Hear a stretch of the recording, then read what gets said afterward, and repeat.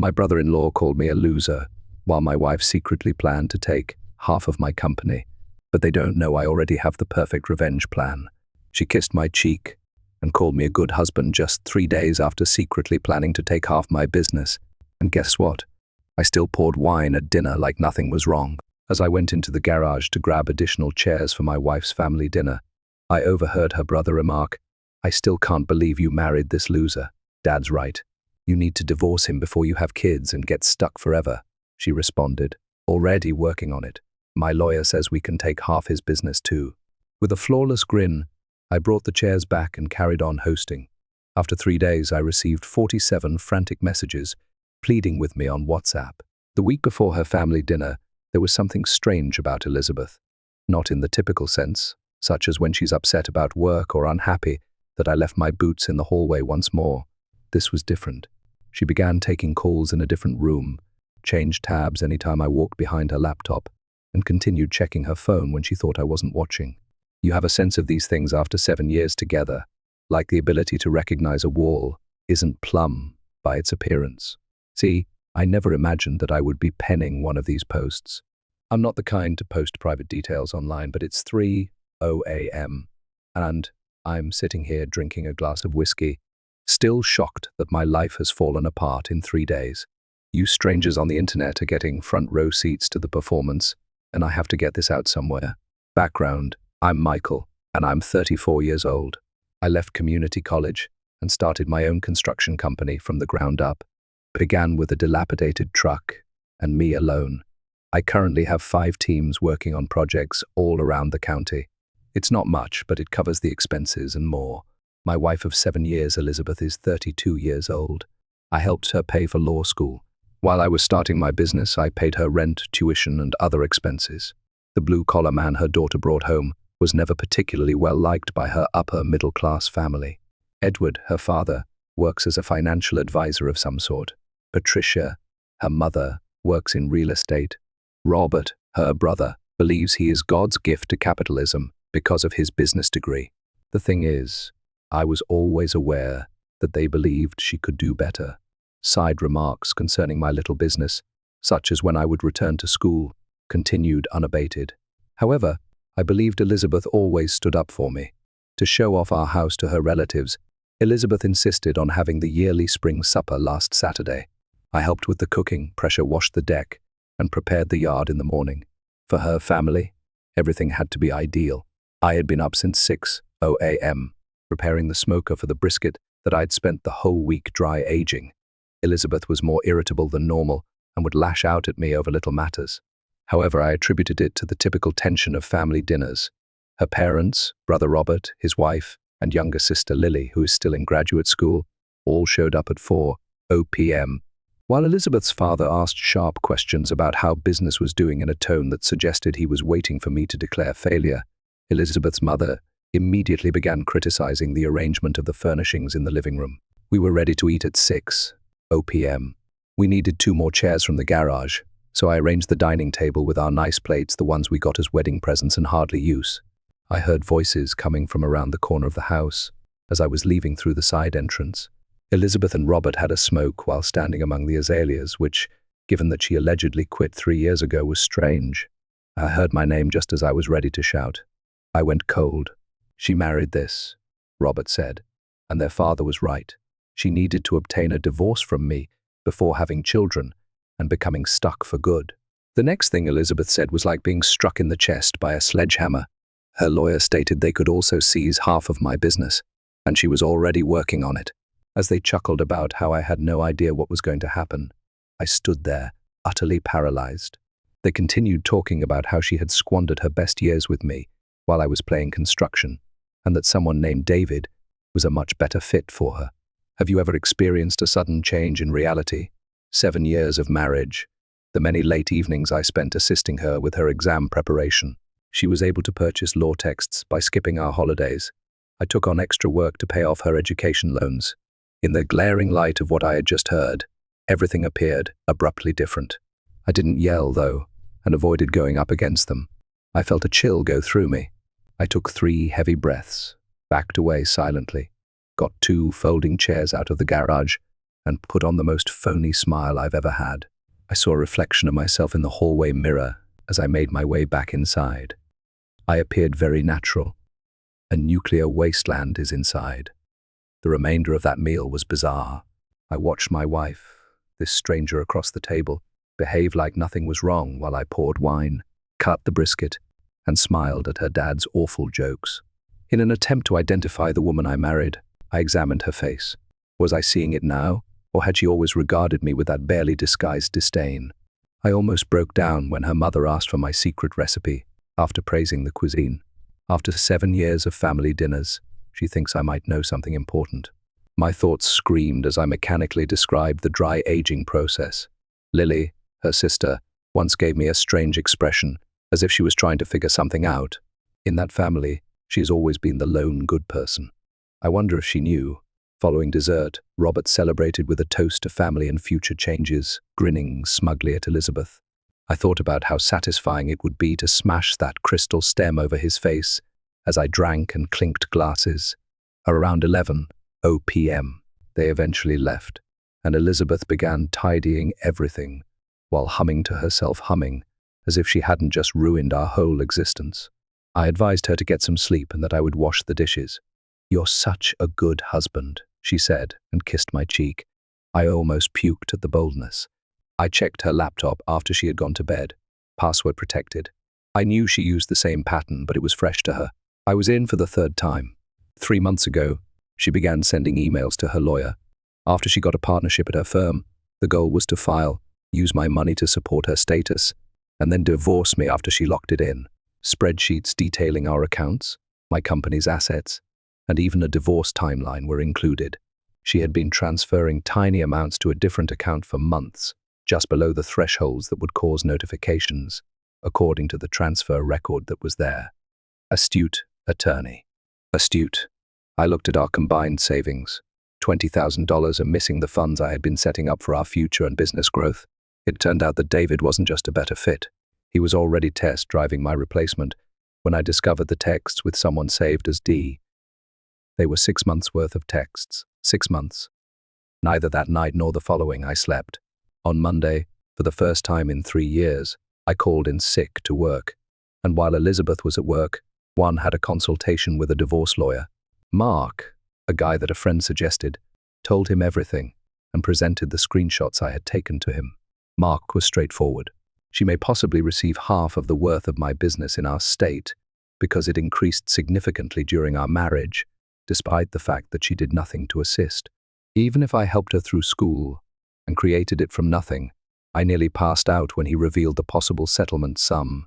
Everything I had worked so hard to achieve, everything I had given up, was sliced into and given to the woman who was going to surprise me. So what? I just bend over and take it." I recall asking Mark. I was already mentally gone when he began discussing friendly settlements and limiting harm. There was a fundamental change within me. Elizabeth inquired about my well-being that evening, brought soup home, and showed concern. I went along with it, claiming that I was simply exhausted and perhaps suffering from a sickness. She advised me to consult a physician. It was an Oscar-worthy performance. I told her I loved her, nodded, and thanked her for caring. She responded without hesitation, uttering those 3 meaningless words as she prepared to carry out my financial plan. As we sat on the couch, I watched her browse Instagram, pausing to like a picture of her and me from Christmas last year that her sister had shared. "Couple goals" was the caption, and I almost burst out laughing. Living with a stranger who was dressed as my wife was like that. Every action, every phrase seemed premeditated. Had she been this way all along? Had she changed? Or had I been blind for 7 years? Does it really make a difference? The truth is, I have never thought of myself as a vengeful man. I normally just break off contact and move on. When contractors try to take advantage of me, I assist clients who fail to make their payments on time. However, this was unique. It wasn't business. My life was like this. Something hardened inside me as I lay awake that second night, seeing her sleep soundly next to me, most likely dreaming about spending my money with David. I've never felt such clarity. I was always undervalued by Elizabeth and her family. They thought I was simple because of my calloused hands and lack of education. They never realized that it takes patience, strategy, and knowledge to create anything from nothing. The following morning, I began calling my bank, then my business partner, and finally a few important clients. I had a scheme in the works by lunchtime. I knew exactly what I was going to do by dinner time. Does Elizabeth want war? All right. However, she is attending a chainsaw battle with a butter knife. Money is no longer the issue here. Showing her and her whole family who they chose to mess with is the goal. They are going to receive a masterclass in consequences from the loser they have denigrated for 7 years. 3 days after that supper, I'm now finishing up my demolition blueprint. Like with any successful construction job, planning is necessary before beginning any building. Everything is different tomorrow. Elizabeth believes she has everything figured out, but she doesn't know what's going to happen. Her family doesn't either. Or David. Who the devil is he? For 7 years, I encouraged her to pursue her aspirations. I can now see hers fall apart in real time. Update, first of all, I want to thank everyone who supported my previous post. I never anticipated such a reaction. For those who want to know if I've relaxed or if my thoughts are clearer now, the answer is no. I'm still angry, still going forward, now just more strategically. You see, building something by hand teaches you that hurrying only leads to issues that you will have to deal with later. It's the same with revenge. It requires a suitable base. Like any other day, Elizabeth departed for work the morning after I blogged, gave me a farewell kiss, reminded me to contact the plumber regarding the guest bathroom's leaking faucet, and requested that I pick up her dry cleaning like witnessing someone sleepwalk across a minefield they planted themselves. The complete normalcy of it was unreal. I started working as soon as her car left the driveway. Securing my real business was the first thing I had to do. For an urgent meeting at the coffee shop across the street from my workplace, I called my accountant. I couldn't do this on the phone or at work, where co-workers could overhear. The problem is that you have to make concessions when you're starting a business and helping someone with their education. He had even assisted us with some of our initial tax returns when we lacked the funds for a qualified accountant. The meeting at the coffee shop opened my eyes. It appeared as though my accountant, Frank, had not slept for days. As it happens, Elizabeth had already gotten in touch with him and asked him naive questions concerning ownership documents and business appraisal techniques. She said she was helping me get ready for a meeting with a possible investor. Unaware of what was going on, Frank had provided her with some cursory information but felt uneasy enough to flag it. His face lost color when I explained what was actually happening. Then he took out his tablet and said, "Michael, the first need to show you something." He produced a stack of papers that detailed my business dealings over the last 3 years. These highlighted one thing: they don't quite add up. It turns out that Elizabeth had been involved in more than just divorce preparations to give the impression that I was mismanaging company funds. She had been fabricating a paper trail, minor date inconsistencies, oddly timed sums transferred between accounts, and inconsistently numbered invoices. It was enough to make things appear sloppy in divorce court, but nothing illegal. She was too intelligent for that. Sufficient to warrant hiring a forensic accountant who would charge me thousands of dollars and discover nothing amiss, but would cause the process to drag on for months. It took Frank and me 3 hours to carefully document everything, establishing transparent records that demonstrate the legitimacy of every transaction. We paid off equipment loans early, expedited supplier payments, and recorded Elizabeth's total disengagement from the company's operations. Elizabeth's sister, Lily, texted me while we were working. This was not the norm. Although we rarely text directly, we have always been amicable. She wanted to know whether we could have coffee soon, claiming that she had an important topic to discuss. Inquiring as to why, I set it for Saturday morning. The bank is the next destination. During that dinner, Elizabeth's brother made a remark about their parents assisting her when the time comes. I had been thinking about it ever since. In construction, intuition frequently saves the day. I talked to our financial advisor at the bank and verified my suspicions. 2 weeks prior, Elizabeth had applied for a home equity line of credit secured by our house. Because I used my pre-marriage savings to make the down payment, the house is mostly in my name. I personally renovated the house, increasing its value by almost $100,000. The document was going through the system, but I was still labeled as a needed signatory. She would have had access to roughly $200,000 in cash in another week, which I would have had to repay in part. The advisor was uneasy when I clarified that I had not given my approval. I was able to withdraw the application after presenting my ID and marriage license. Then I transferred precisely the amount I had contributed, half of our shared savings, to my own account. Is that petty? Perhaps. However, it's far less than what she had intended to take. I'm not proud of what I did when I came home, but times of desperation call for desperate measures. I put little recording devices in our bedroom and living room. It is entirely lawful in our state because it is also my home, but it is unethical. Additionally, I positioned a camera in our home office at an angle that faces her desk. Then, as if nothing were amiss, I took the dog for a stroll around the neighborhood. While casually contemplating the total breakdown of my marriage, I waved to the neighbors, threw a ball for the Jenkins child, and used a small plastic bag to pick up some dog poop. A typical Tuesday affair. Elizabeth appeared preoccupied throughout dinner that evening, looking at her phone non-stop. She offered me evasive replies when I asked about her day. Then I saw the name David on her phone as it chimed once again. I reached for more pasta and inquired in a casual tone, "Who's David?" The fork hesitated for a moment before reaching her mouth. She placed her phone face down on the table and said, "Oh, a new client at the firm. Time-sensitive case." I could tell everything from that little hesitation. I continued to play Mr. Relaxed Husband and remarked, "It must be important if he's texting you during dinner." She smiled tightly at me. "You know how it is. Some people don't respect boundaries." I nearly choked on my garlic bread because of the irony. She mentioned she had some work to do after dinner and vanished into the home office.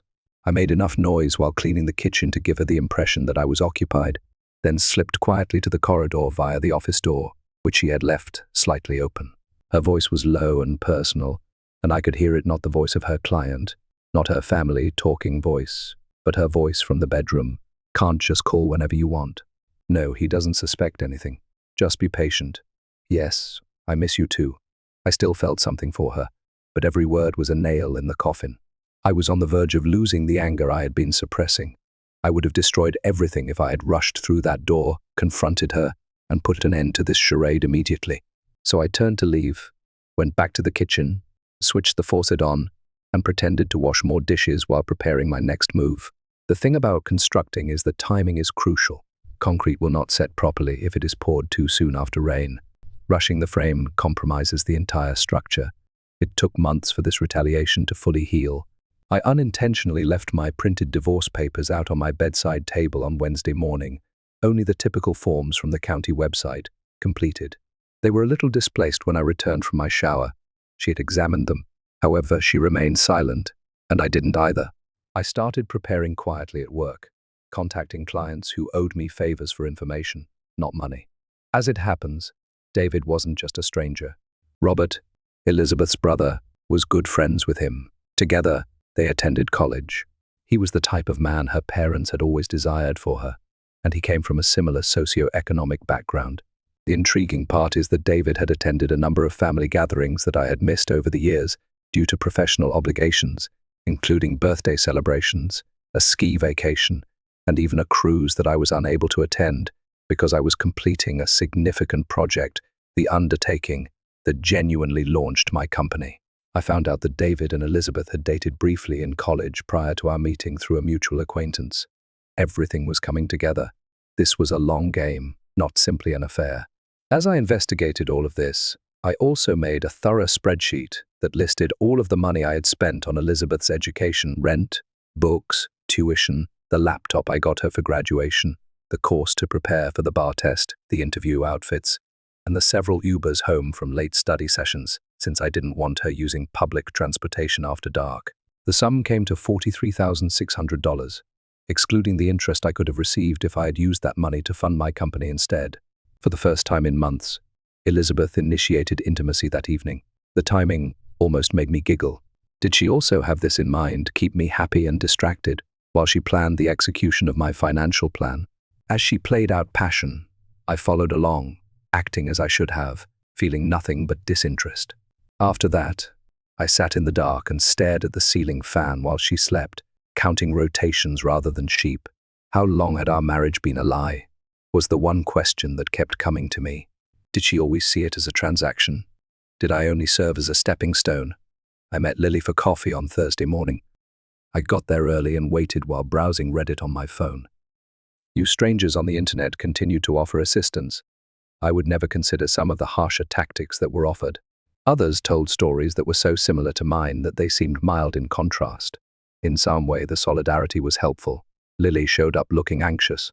Being more sincere and less preoccupied with looks, she has always been the odd one out in that family. As she picked at a muffin and engaged in small talk, she ordered a complex coffee drink. At last, she inhaled deeply. Her next statement reaffirmed everything.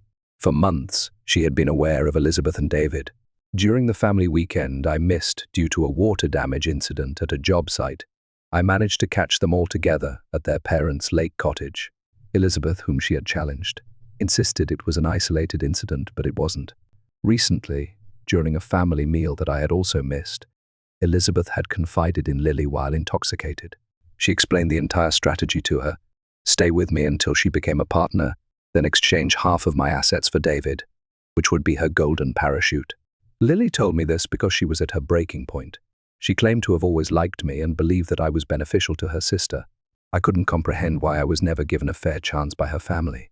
Not wanting to give away that I already knew the majority of this, I thanked her for being honest and asked her not to talk to anyone else. She seemed relieved to get rid of the weight, and she agreed. She gave me a hug and apologized in a whisper as she walked away. For the first time in days, I felt a true human connection. I started the second phase on Thursday night, making up a fictitious business emergency. I said I needed everyone on deck for a crisis, meeting the following evening when I called Elizabeth.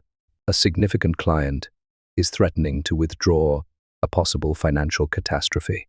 I needed her help and the counsel of her family. She paused, claiming to have plans. I exerted more effort, letting my voice falter a bit, claiming that I was afraid of losing everything we had created. I took advantage of her guilt. She gave in, deciding to have a last-minute family supper on Friday. She said she would give Robert and her parents a call. Excellent. I made the last adjustments to my preparations on Friday morning. I prepared the dining area by placing printouts in a folder next to my chair. I loaded every piece of evidence, including financial records, videos, and screenshots, onto a tablet. She picked up her favorite dessert from her favorite patisserie across town. I made sure everything was in order at work. I had an open discussion with my business partner, who was very supportive despite being understandably astonished. Our friendship dates back to high school. He was aware of the several ways in which Elizabeth's education had cost me. Elizabeth was already at home when I arrived, rearranging our nice plates on the table. I didn't miss the symmetry. Another meal with the family, same face, but a whole different play is going to start. She appeared uneasy and was always looking at her phone. She gave me a preoccupied nod when I inquired whether everyone was confirmed for dinner. She said that wine was being brought by her folks. There would also be Robert and his spouse. I also proposed inviting Lily. As I watched, Elizabeth texted her sister, looking astonished but agreeing. Everyone in the gang would be present. Excellent. Elizabeth called me to ask what the client issue was, particularly so she could prepare her ideas. As I went upstairs to take a shower and change, I promised to fill her in on everything over supper. I wanted to experience it once under the shower water, with everyone in attendance for maximum impact. I practiced my speech, the order in which I would reveal the information, and how I would present the proof. Planning a presentation for the most significant client meeting ever felt unreal. Elizabeth had always told me that wearing dark trousers, a blue button-down shirt, and leather shoes rather than work boots would make me look the most professional. So I did just that, the outfit for my last act, as her devoted husband. I could hear her talking quietly on the phone below. I could review that chat later if necessary because of the recording in the living room. However, I already knew to whom she was speaking. Her words were already familiar to me. Give her one last chance to believe she is in charge. Allow her to tell David that everything is proceeding as planned. Let her think she's the wisest person in the room for these last few hours. The doorbell rang. Elizabeth abruptly hung up the phone. Her parents were the first to arrive, and as promised, her father brought a pricey bottle of wine. He asked about this business emergency, with hardly disguised glee in his voice, as he shook my hand with that same patronizing hold. Next to arrive were Robert and his spouse, then Lily, who was unable to look me in the eye. The whole gang was present, every player in the game. Elizabeth touched my arm and inquired about my well-being. As we made our way to the dining room, for a moment, I nearly questioned everything because the worry in her voice sounded so real. I nearly questioned whether I had made up a complex conspiracy theory based on miscommunications and coincidences. Her phone buzzed in her pocket after that. Before she swiftly hushed it, I saw David's name appear on the screen, and any remaining doubt vanished. With the evidence folder next to my plate, I sat down at the head of the table. Her father sat on my left, and Elizabeth to my right. Like the dinner where I learned of her deception, the symmetry was flawless.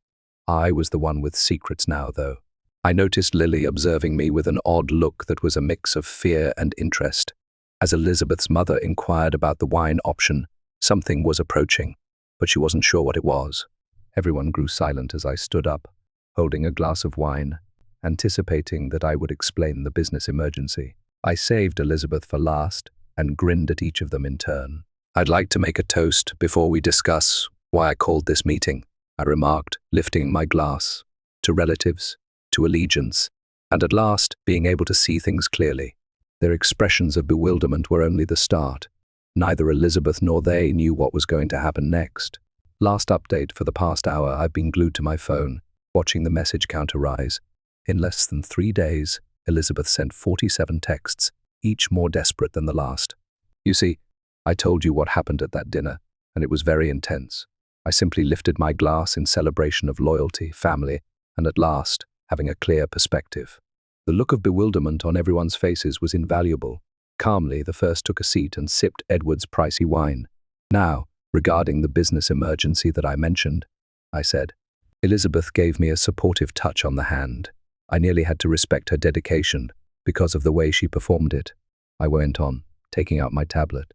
"I found some major issues that put everything I've built at risk, issues that are arising directly in front of me." Edward leaned forward, his smugness scarcely restrained. "Money problems, issues with cash flow. Your business approach always looked risky to me." "The issue isn't with my business," I responded, plugging my tablet into our TV. "It has to do with my spouse." There was silence in the room. On my hand, Elizabeth froze. "Michael, what are you doing?" she said. "The problem is this. When tearing down a building, you don't begin with the roof. You start by undermining the basis." The sound of Elizabeth and Robert's voices from the last dinner filled the room as I played the recording. Robert claimed that before she had children and became permanently stuck, she needed to get a divorce from me. In response, Elizabeth stated she was already working on it, and that her lawyer suggested they could also seize half of my company. I observed every face at the table. Robert turned pale. The mother of Elizabeth covered her mouth. Edward tightened his jaw. Lily closed her eyes, as if she were witnessing an impending car accident. And as her meticulously planned strategy fell apart, Elizabeth simply sat there, immobilized. I then displayed screenshots of her conversations with David, edited with care but damning nonetheless. 6 months, I muttered. "You've been seeing him for 6 months, and I've been working 60-hour weeks." I looked at her parents. "Were you aware that she was unfaithful, or simply that she intended to get a divorce from me?" I wasn't finished when Edward attempted to interrupt. I swiped to access my spreadsheet of all the money I had spent on Elizabeth's education, $43,600. "I built my business from nothing, and this is what I invested in our future," I added. The following page showed the cancelled home equity application and documentation of her secret bank account, and she intended to thank me in this way. The quiet was overwhelming. Then, nearly at the same time, 3 things occurred. Edward knocked his chair back and got to his feet. "This is absurd. We're heading out," he said. Elizabeth took hold of my arm. "I can explain, Michael, please," she said. Additionally, coward Robert attempted to remove messages beneath the table. I gestured to him. "I already have the messages you're deleting every time you assisted her in organizing this." After he froze, Robert turned to face his wife, who was staring at him with a startled gaze. Elizabeth changed her strategy. With tears in her eyes, she remarked, "It wasn't like that." I couldn't understand. "Not happy.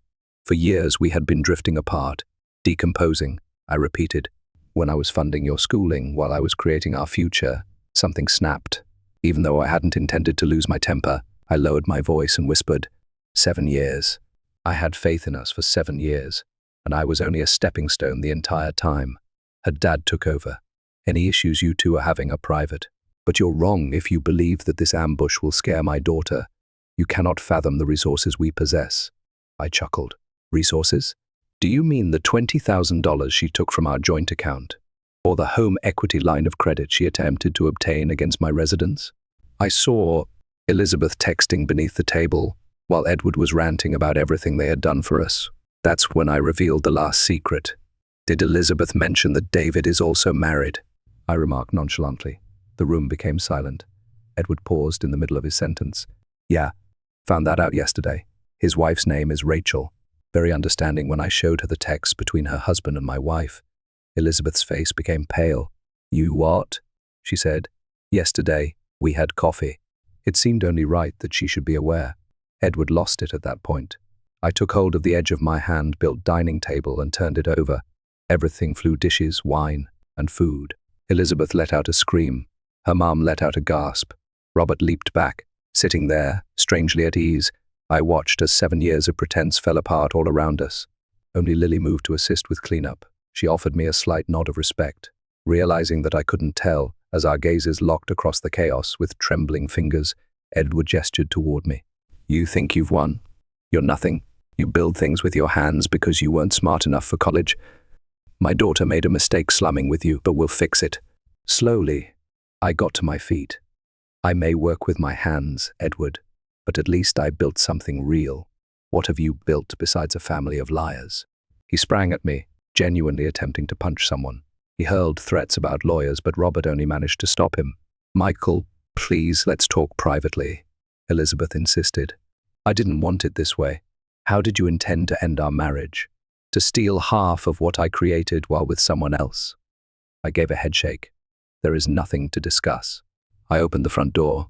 I think it's time for you all to go. Robert pulled his dad outside, the last to depart. Lily stopped at the door. I apologize, she muttered. You always deserved better, in my opinion.